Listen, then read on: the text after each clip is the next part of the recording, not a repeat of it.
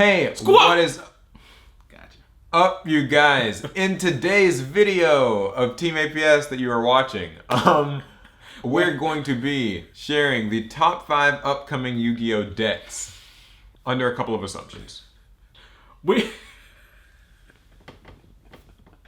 A ban list will happen, and it will hit Pendulum Magicians and Dracos in some way. Not claiming how, don't know what it is, that's not important. We're just going to assume all that. What I miss? So run it all back. Number 1 is Layer of Darkness variants. Yes, Layer of Darkness variants, I think. Because the structure is on its way. It's got a lot of hype surrounding it. I'm excited for it. I really am. What are you planning to do, honestly, with it? Because I know a lot of people have different... I have been dying to play these virus cards.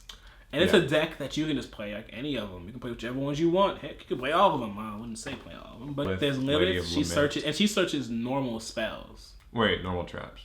Did I say spell? I meant trap. Trap. Darkest Diablos. Who can summon himself from hand or grave when something is tributed. Being able to search virus cards is huge. You can being able nuke to... your opponent's deck. Hit him with 2 viruses in one turn. You know, Lilith can search like even evenly matched and other normal traps. Wait a minute. It's actually pretty strong.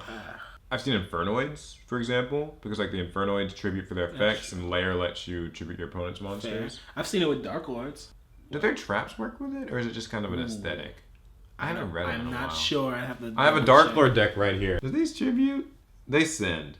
Why do people run this? The next deck is Pendulum variants. I think that no matter what, a Pendulum variant of some kind will remain in the metagame. Because we have Zephyra, we've got Metal Foes, we've got even Magicians, like Dino Mist and all that stuff. Like Dino Mist. It will always be like floating around. And Pals! Oh, who said that? Who said that? There's too many engines floating around with them right now for it not to be. Maybe they'll finally ban anti-spell fragrance. So we can do our thing.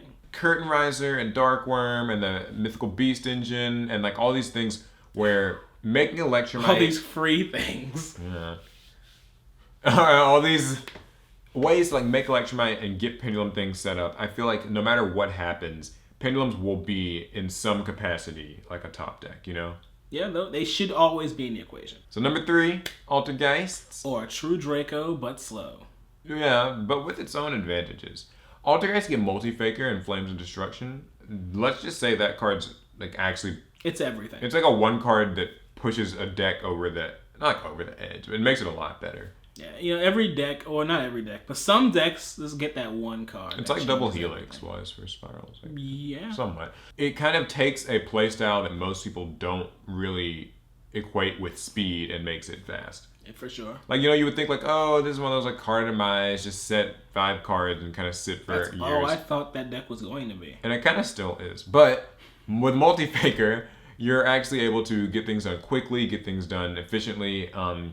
I'm probably going to be building it, if not Calvin. He's got the cards, but I'm going to probably swipe them. You know, we know that these cards work. It's seen plenty of success in the OCG. Yeah, the OCG's really had a lot of Altergeists. But we are well equipped for this deck. We have Twin Twisters, we have Hate Trunade, we have Storm Dusters, we have Galaxy Cyclones, you know. All that stuff. We've also got like Jinzo, Decree. I think that stuff Denko will probably be... They do...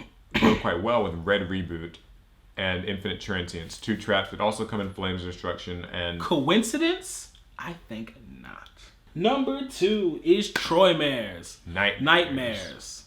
That. Let us know in the comments which do you prefer. The Nightmares themselves are the first Link archetype that really like abuses the co-link mechanic and is all about turning the board, to me, into just like a big chess Millennium puzzle thing.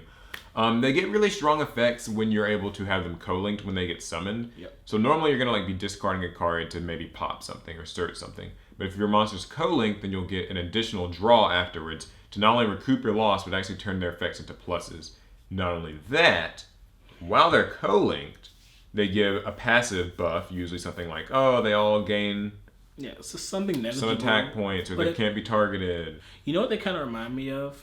A not nearly as bad Aromage, where they have, they have their active effect, their passive effect, and if you can get both, these cards that aren't great start to become quite good. Yeah, as long as you get some momentum going. And they are very, very techable. World Chalice comes to mind for sure. Gookie. Yeah, the Gookies. And even Spirals. So, those can all use them. Yeah. They can't. No, they can't. No one else. They can't. Numero uno. I don't actually remember. Of course. Brandish Maidens. Yes, definitely. Yes. The deck that's kind of taken Japan apparently by storm. Yeah, it's got a pure build, but then it's also it's plenty of variants. Like techie, just engine type stuff. Because they only have one actual main deck monster, and they have some spells, and then 2 or 3 extra deck monsters. 2 that come in Dark Saviors, and 1 that comes in Cybernetic Horizon. Okay. The wind one is the lighter one. It kind of makes me think of like a buffed like spellbook draw engine, because that's sort of what it is. Yeah, you can get a lot of advantage off their little non-once per turn draw cards. Yeah, they've got a really good field spell. They've got just a handful of really good spells, and the spells recycle themselves. And once per turn costs. Yeah, some of them don't have once per turn. Especially the draw card.